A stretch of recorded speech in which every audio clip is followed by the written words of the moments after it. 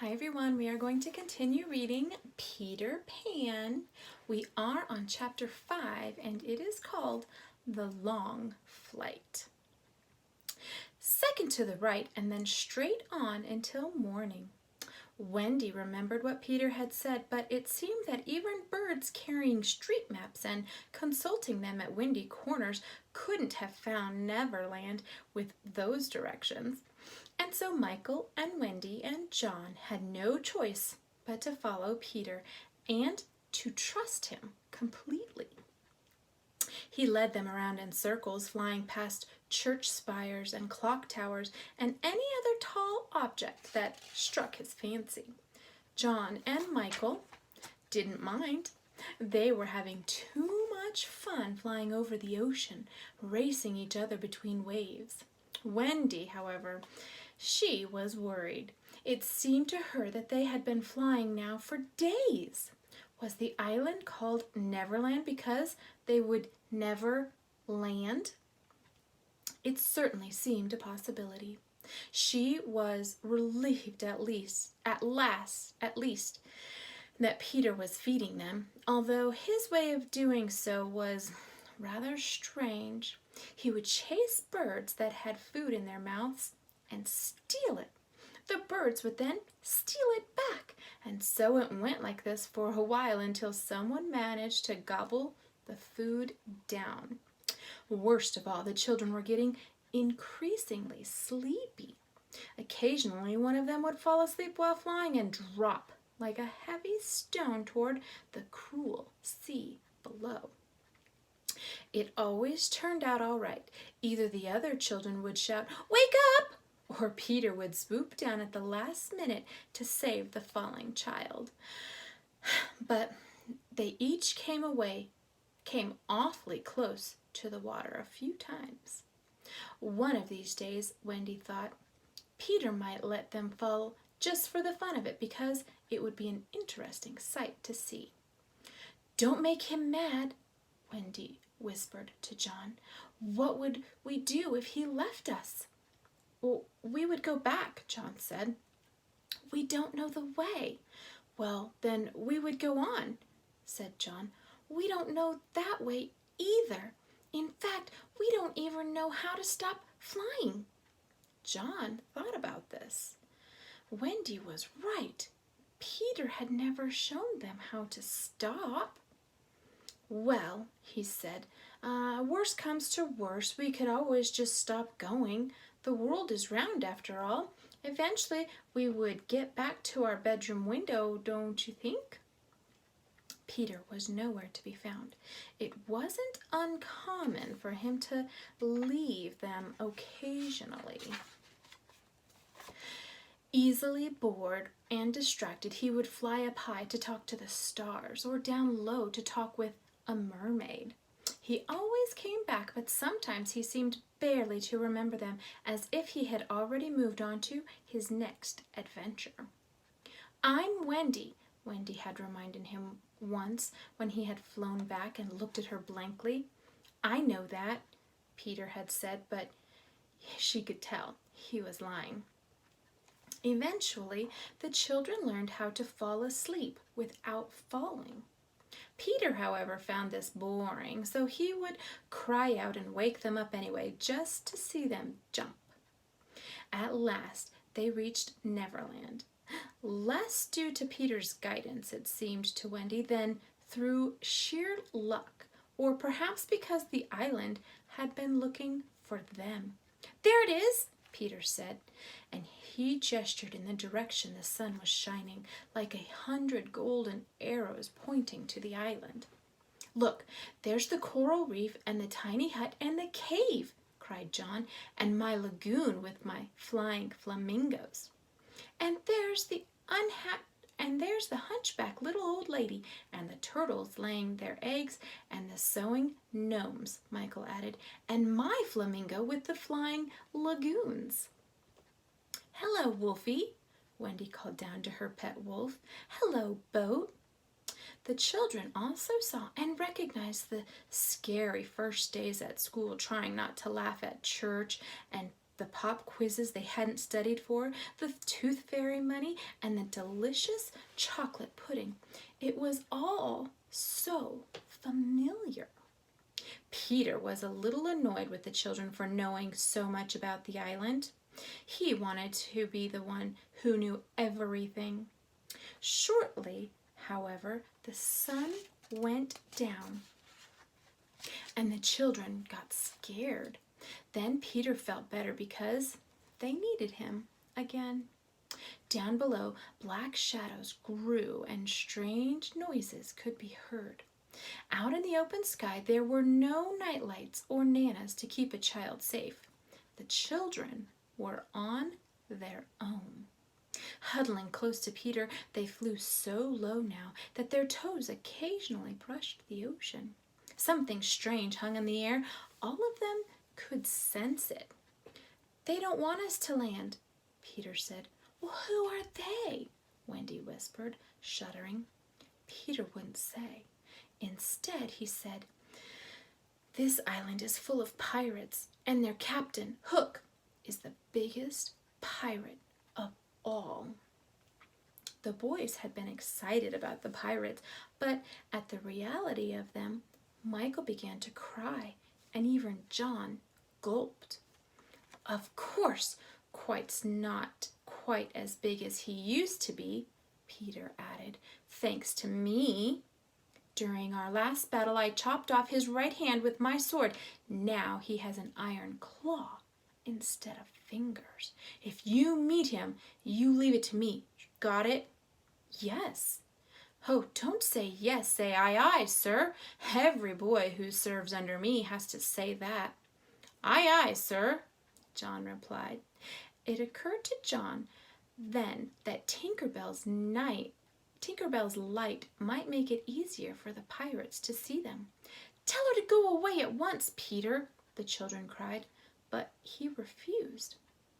"She gets scared and lonely too," he said. They compromised. John would carry Tink in his hat, which he would hold in his hand. This worked for a while until John got tired and Wendy took over. "Don't think that this changes anything between us," the still jealous Tink clanked, if only for Peter's benefit. Suddenly, the quiet black sky was split in two by a loud boom. The noise echoed through the dark mountains. "It's their cannon!" John cried. "The pirates have fired at us! Is anyone shot?" "I'm not," Michael said. "But wait, where were Peter and Wendy?" And the wind from the cannon fire had carried Peter far out to sea, and Wendy and Tink blew high up in the black sky. Tink wasn't all bad, but fairies are so small that when they only have room for one feeling at a time, and when she was around Wendy, the jealousy Tink felt could barely fit. Seeing a chance to rid herself of Wendy, Tink gestured for the girl to follow her. What else could Wendy do all alone in the sky? She flew trustingly after the fairy to meet her fate. Wow, guys, that was a good chapter. I wonder what's going to happen next. We are going to move on to chapter 6, and chapter 6 is called Island Come True. As though it were a living, breathing thing, Neverland seemed to sense that Peter was almost home. Like a puppy, it strained and wiggled to meet him at the door. Whenever Peter went away, the island slowed. The fairies slept late. The wild animals nursed their babies. The pirates and the Lost Boys and the Indians stopped fighting wars and just called one another names instead. With his return, however, the whole place started to rumble as if a train were coming. The Lost Boys set out to find Peter. The pirates started looking for the Lost Boys. The Indians began looking for their pirates, and the wild animals started looking for the Indians. All of them went around and around the island, but at the same speed, so they never met. Let us take a moment to examine each group as it passes. The first to come our way are the lost boys. The number of lost boys varies. Here's a picture of the island. If someone grows up, which is against the rules, he is kicked out. Right now there are 6. They wear bearskins and carry daggers, and they creep through the bushes like soldiers in a single file. Leading the group is Toodles. Toodles has bad luck. The biggest adventures always seem to happen whenever he steps around the corner for a snack. When he returns, he inevitably finds the boys putting on bandages after a brilliant and bloody fight. He could be bitter about it, but Toodles is the sweetest and humblest lost boy. Next comes Nibs, the best dressed of the lost boys, followed by Slightly, who can carve whistles out of wood and dances to his own tunes. Slightly is also the most arrogant lost boy. He sticks up his nose at everyone so much that sometimes you can see right up inside. Curly is the 4th boy. He is always getting into trouble, and he has grown accustomed to taking the blame even for things he didn't do. Last are the twins. We will not describe them because no one can ever tell them apart anyway. Instead, let's move on to the pirates. Close behind on the boys' trail, they are a scary looking bunch. Leading their ragged group is a handsome Italian pirate, Ciccio, who carved his name in blood on the back of the warden of the prison from which he had escaped. Behind him is the giant tattooed Bill Jakes, who once took 6 bullets before dropping the bag of gold pieces he had been stealing. Next are Cookson and Gentleman Starkey. Starkey is the most polite of the pirates. He always apologizes before stabbing anyone with his sword. Then come the Irish pirate, Smee and Noddler, followed by a few more ruffians. Somewhere in the middle of this dark and dangerous group is James Hook, the most feared pirate of them all.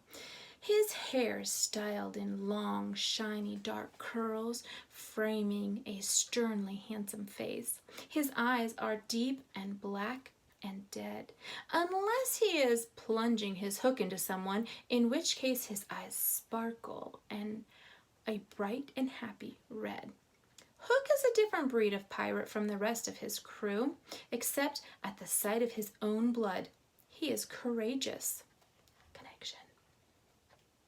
He is a master storyteller. He speaks beautifully and softly, even when he is swearing, and it is never more sinister than when he is being polite. After the pirates come the Indians, creeping quietly like shadows. They carry tomahawks and knives.